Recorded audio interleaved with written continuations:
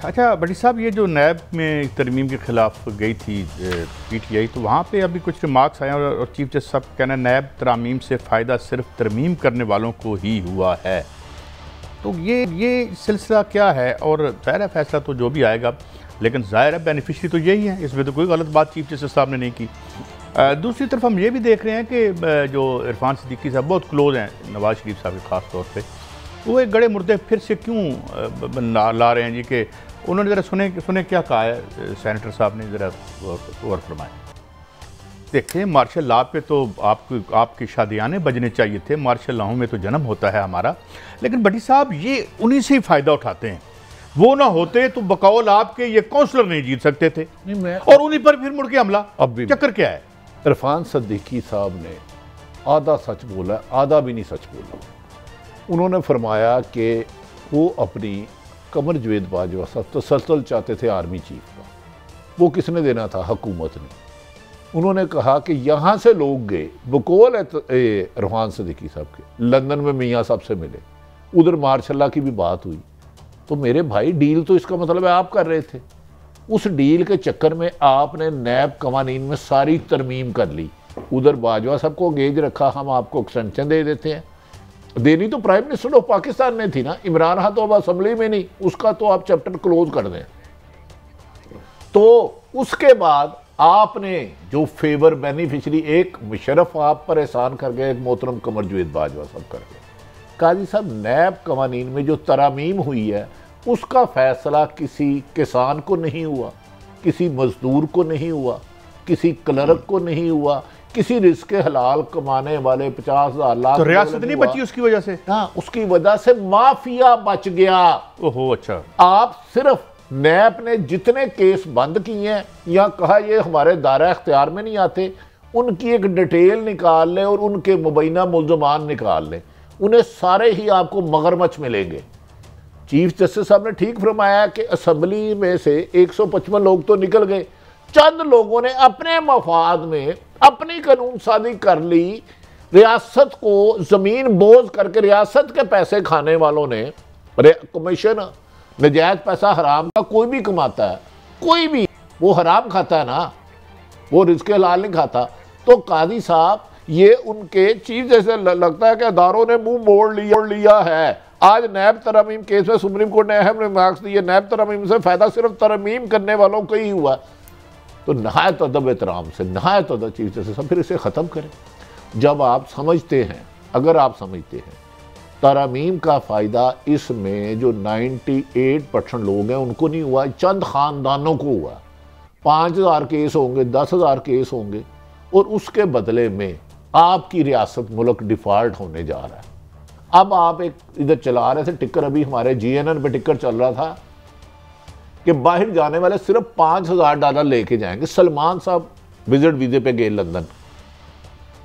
अच्छा, वो $5,000 में सलमान शहबाज साहब 4 साल गुजारा है, किस किफ़ायत शारी से उन्होंने वक्त गुजारा होगा? आप अंदाज़ा करें, 4 साल $5,000 में वो वक्त गुजारा है लंदन जैसे शहर में। 10,000 की इजाज़त थी। अच्छा, 10,000, बिल्कुल। आप बड़े हो के ना, मैं बता दूं आपको, आप भी वज़ीर-ए-आज़म बनेंगे। $10,000 में 4 साल, 12 चौक 48 महीने, कादी साहब 48 महीने, और बेहतरीन रिहाइश, बेहतरीन खाना पीना, लग्जरी गाड़ियाँ।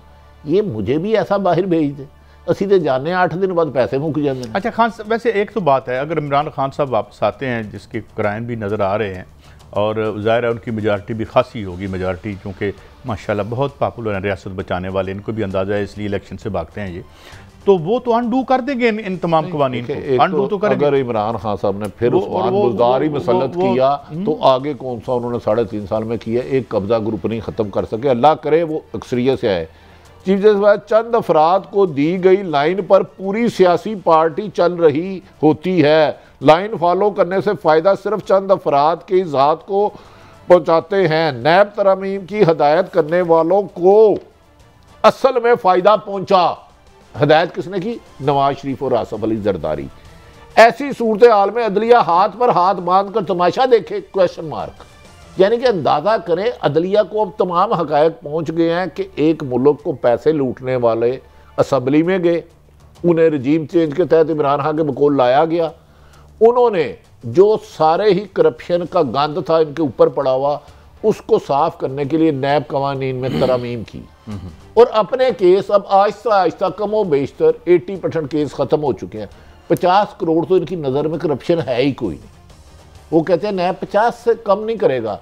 आप 49 करोड़ 49,99,999 कर लें तो आपकी करप्शन काबिल तारीफ है, काबिल इज्जत है, काबिल सताइश है, आपको पग बांधी जाएगी। साहब ये तो कहते हैं, इनका तो नुक्ता नज़र ये है कि ये करप्शन जो है वो मोबाइल है जिससे इनका ये निज़ाम चलता है और ये इसी पे कारबंद भी रहते हैं और यकीन भी रखते हैं। लेकिन बात ये है कि जो आर्ग्यूमेंट था, मैं कुछ लोगों ने कोट किया, मैं सामने टीवी पे बैठ कर बात नहीं करता, ओ जी फलां साहब और फलां बड़ों ने कहा करप्शन से फ़र्क नहीं पड़ता।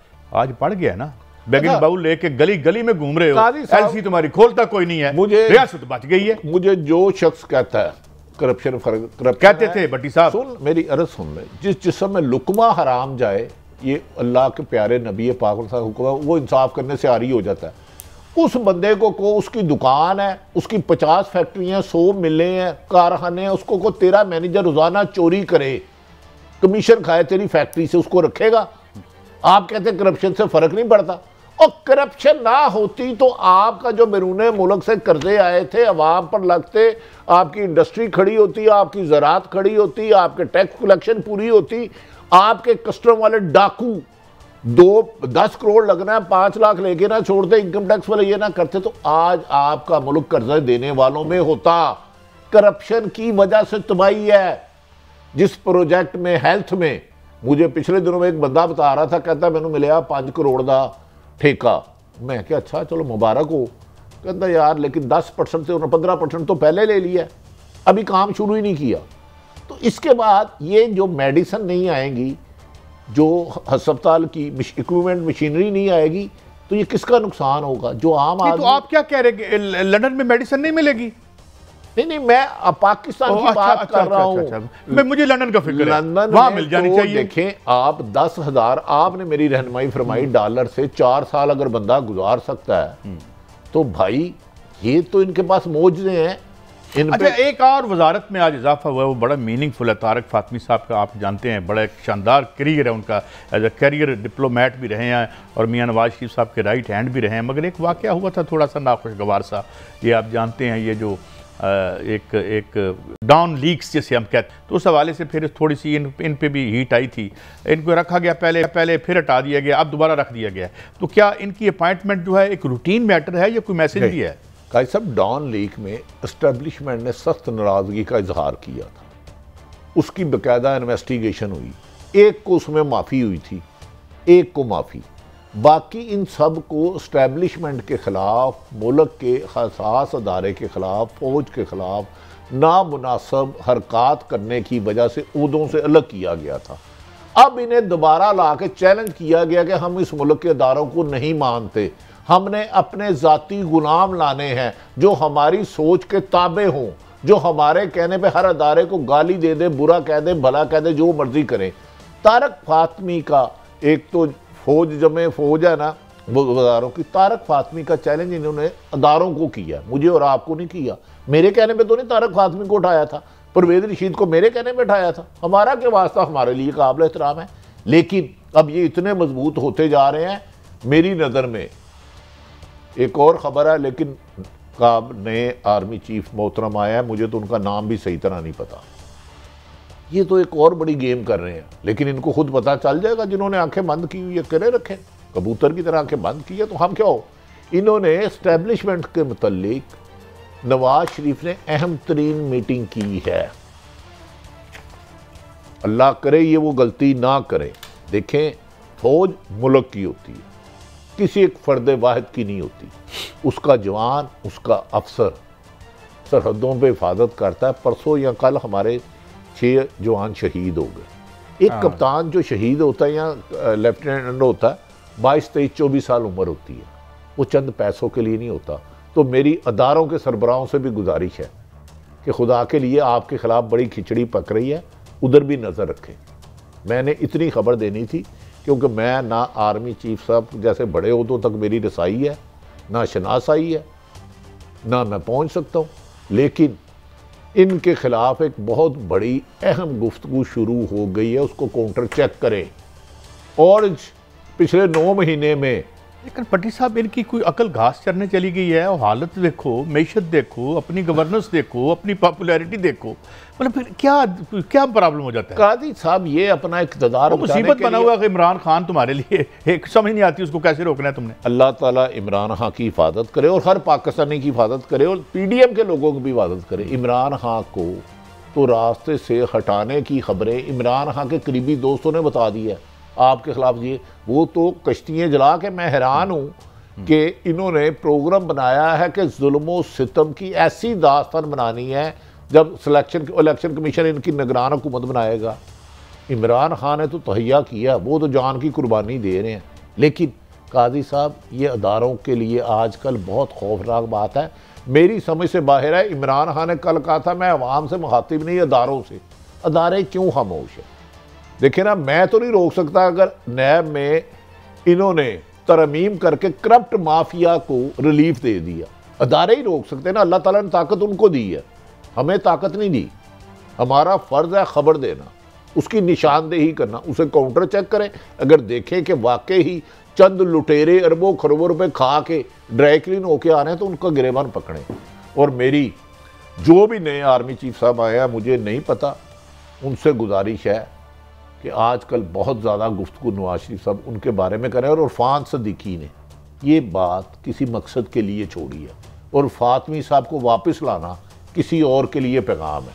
अगर ये ना समझेंगे तो वक्त तो फिर आ ही जाएगा ना। वक्त तो ये भी नहीं रहा, वक्त इमरान खान का भी नहीं रहा, उससे पहले वालों का भी नहीं रहा। वक्त तो गुजरना ही गुजरना है, टाइम नहीं रुकना।